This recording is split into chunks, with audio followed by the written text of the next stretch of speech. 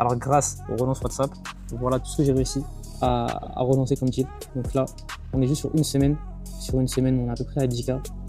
Tout ça grâce, bon, on va actualiser. Tout ça grâce aux relances WhatsApp. Donc là, ce que je vais faire, l'objectif de la vidéo, c'est de vous montrer un peu comment fonctionnent les relances WhatsApp et pourquoi tu laisses énormément d'argent dormir. Donc là, on va regarder ça directement.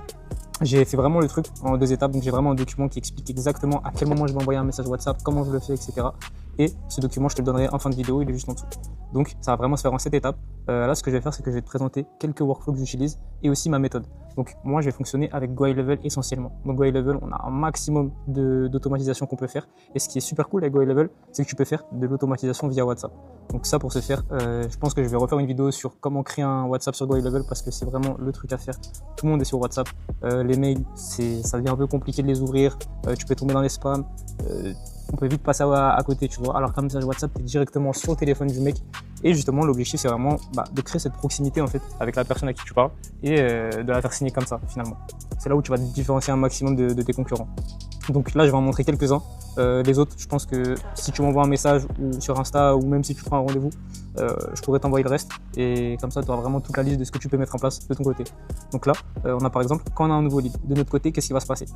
Donc là, c'est un workflow très simple. Tu vois, donc si tu as l'habitude d'utiliser du Zapier ou ce genre de choses, normalement, tu n'es pas censé être perdu. Du coup, cette automatisation, elle va vraiment servir quand une personne a commencé à remplir le formulaire et qu'elle n'a pas fini de le remplir. Là, ça, c'est vraiment un gros banger. Donc en gros, il y a une automatisation qui va se lancer. Si la personne a pris le rendez-vous, du coup, elle va passer sur un autre workflow. Et si elle ne l'a pas pris, on va passer du coup sur une automatisation WhatsApp. Donc là, elle va être très technique l'automatisation. Ça va être un message très simple qui dit « Hello, voilà, c'est Wesley de chez Upscale. Je viens de voir que tu as commencé à remplir le formulaire, mais tu n'as pas eu le temps de finir. » À partir du moment où tu envoies ça, le mec vraiment, t'as 80% de taux de réponse, c'est énorme. Tu vois, vu que vraiment, le mec il se dit comment il a fait. En plus de ça, il a mon WhatsApp. En plus de ça, il m'envoie un message. T'as vraiment pas l'impression que c'est automatisé. Donc ça, c'est vraiment gros banger. Donc ça, je le recommande. Ça, c'est vraiment des workflows que j'enverrai si tu m'envoies un message sur Insta. Ensuite, dès que la personne répond, on va passer sur notre boîte IA qui va lui engager la conversation avec la personne, vu qu'en ce moment on a énormément de leads. Donc le but c'est vraiment de faire du setting automatisé avec l'IA. Donc ça aussi, je ferai une autre vidéo sur le sujet, sur comment automatiser un bot vraiment propre à ton agence, propre à ce que tu vends et qui puisse échanger avec les différents prospects.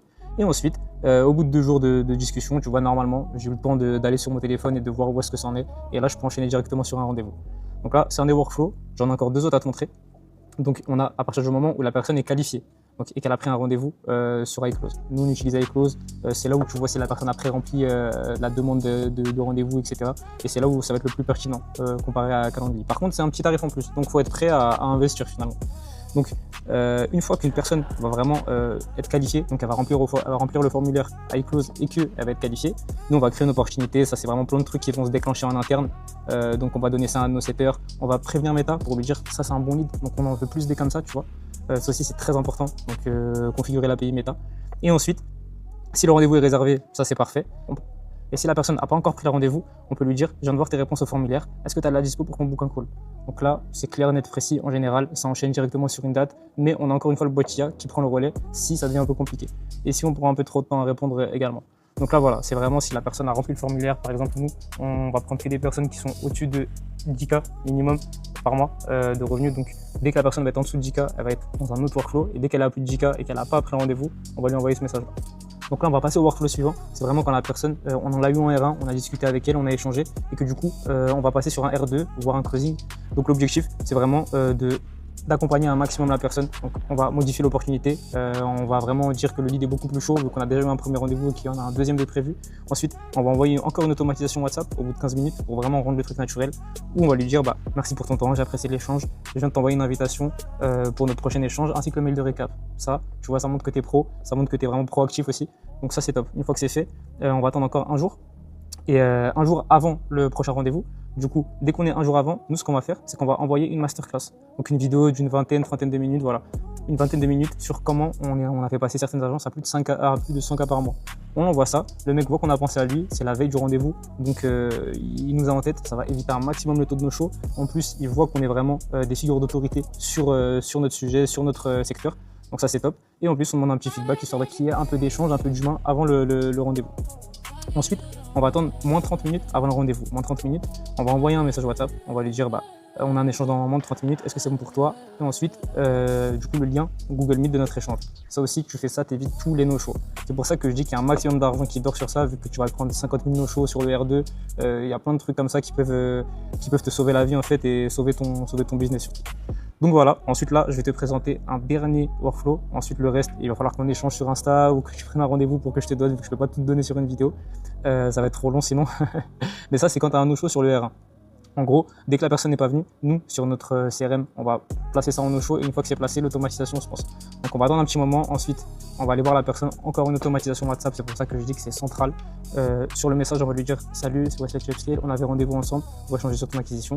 Quelles sont les disponibilités pour reprogrammer un échange ?» Donc vraiment, l'objectif c'est de ne pas incriminer, entre guillemets, c'est un grand mot, mais c'est de ne pas se faire sentir mal le prospect et de vraiment directement passer à la suite. Est-ce que tu es chaud pour reprendre un rendez-vous? Et du coup, le mec est beaucoup plus enclin à accepter.